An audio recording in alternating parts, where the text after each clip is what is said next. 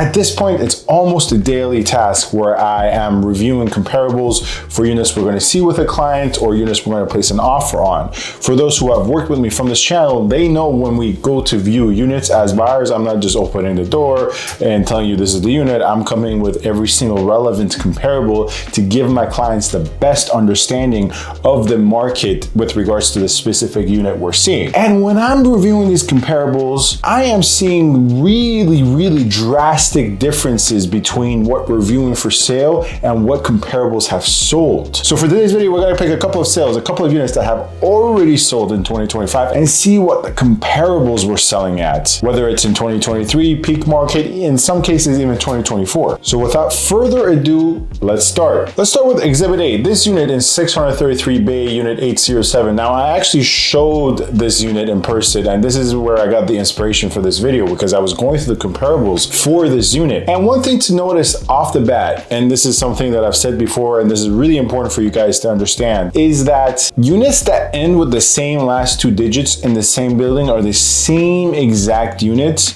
The key differences being obviously different floors. So in this case, for instance, unit 807. So in this case, for example, unit 807 is going to be the same exact floor plan as unit, for instance, let's say, 2507. The only difference is going to be 25 is obviously a couple of floors higher, the interior condition, the finishes, the appliances, but everything else will essentially be the same. A carbon copy. Well, in this case, unit 807 in 2025 sold for $615,000. We saw it when it was listed for $645,000. We didn't go for it because it's kind of a depreciated building. I don't really recommend it for people who have even the slightest concern with regards to resale upside. Most likely for 5, 7, 8 year long term, you're gonna have a resale upside, but it's just a risk you're taking, right? And I'm not a fan of the building. The hallways kind of smell, stuff like that. Anyways, the point is that it's 1,000 square feet, and I was reviewing the comps for this, obviously, and you see this, unit 2507 sold for $745,000. It's the same exact unit, 1,037 square feet. This is all the way back in 2023, same exact square footage, 1,037. And once again, it is the 25th floor, and it's sold for $745,000. Now, some might say, Sam, the subject property that I just sold in unit 807 is on the 8th floor. The other property is on the 25th floor. Well, of course, you evaluate the unit and you see that it's 15 floors higher. But that 15 floors height difference does not account for the gigantic gap in the sold price. Remember, this just sold for $615,000. An exact carbon copy of the unit in 2023 sold for $745,000. That is, if my math is not mistaken, a $130K difference. 15 floors higher does not account for a $130K difference. Matter of fact, 13 floors, 15 floors higher, the rule of thumb is you account for $1,000 a floor. So a maximum of 15K difference. And you guys will see if we go through the pictures, this is obviously all photographed and virtually staged. It did not look like this in person, I promise you that.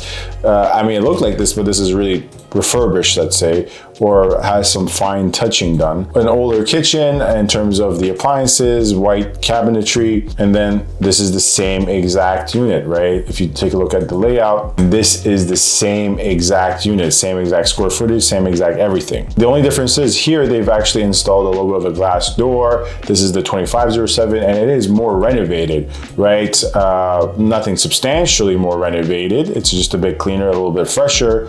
Maybe has more of a fresher paint job. But once again, this alone does not account for 130, 140K difference in price. Let's look at a building that I really like this building, 25 Viking Lane, unit 946. This unit sold for 570K. It's a 1+1 with 1 washroom, 1 parking. Quickly take a look at the photos just to get the feel of the unit. Really like the building, once again, very family friendly, great amenities, great management. You see there's the entryway, there is the kitchen here with the island and the living area, pretty standard, but standard for an older building is magnificent for a newer building.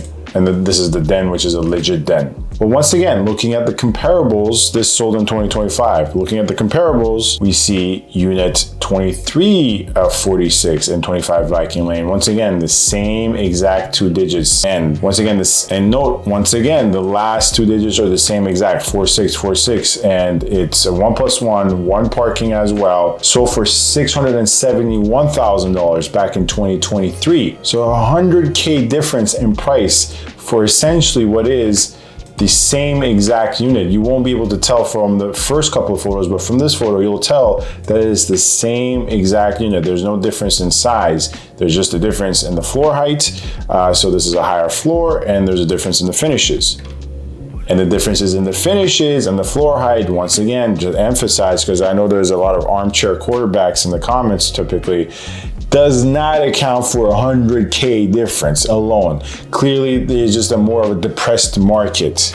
But here we have it, right? This sold for $671 in 2023, and the same exact unit on the 9th floor sold for $570 just a couple of days ago or a couple of weeks ago. We can also go to newer buildings in downtown as well. For instance, this one that I also showed to a buyer, 50 Ordnance Unit 602, which is a 1+1, 1 washroom with 1 parking, 6 to 699 square feet, sold for $665,000. Keep in mind, 0202. Well, let's take a look at the layout. It's pretty cookie cutter for this building. The O2s are nothing. I actually don't like the O2s at all because the kitchens are really awkwardly placed and very small, right by the door. It's just not good placement at all. Nonetheless, this is what the O2s look like in 50 Ordnance. 50 Ordnance overall, I'm very mixed on. It's like, for City Place standards, I prefer it much more over the 19 Western Battery, or for example, the